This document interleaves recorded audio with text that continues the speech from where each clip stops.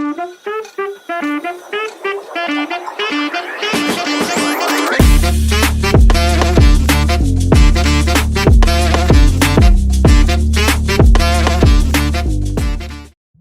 what's up sa inyo guys? At ngayon nga po ba tayo naglalaro ng Minecraft at ayan si Tantan may ginagawa. Kaya itong ginagawa niya, tulungan natin siya dahil sinira classmate namin, pinasabog yung ano niya, ginamit yung cellphone ni Kurt. So hindi po muna natin ngayon makikita si Kurt kasi gumagawa ng daan. Hindi ko alam kung saan daan siya gumagawa. Yan, ayusin nga po pala natin ito.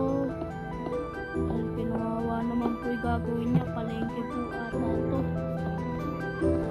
Po tayo, madamay nga po palitaan.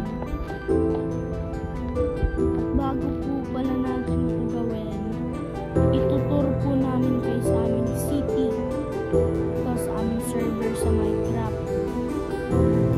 Ito po, ito po pala nagawa ni Kurt na daan.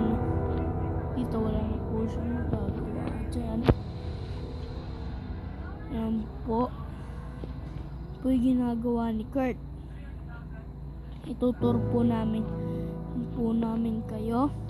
Dito po yung mga bahayan ng aming mga villager. Yan po. Itutur naman po namin kayo. Meron din po pala kami ditong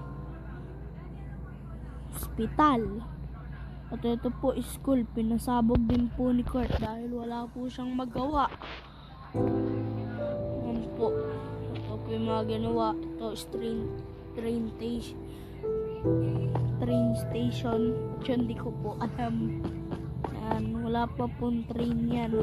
Tinanggal po yung mod na train. Sobrang lakas po. Ibig sabihin ko po, mahirap po mag-join, naglalag. Ito naman po yung ginawa naming simbahan.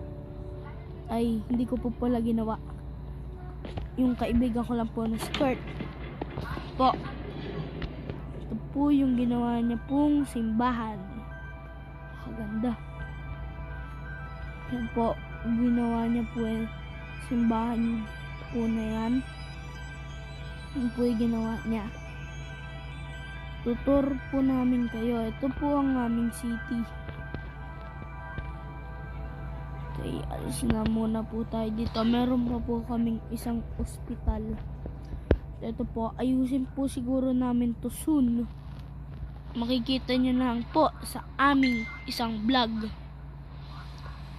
At ito nga po pala yung sinasabi kong isang ospital.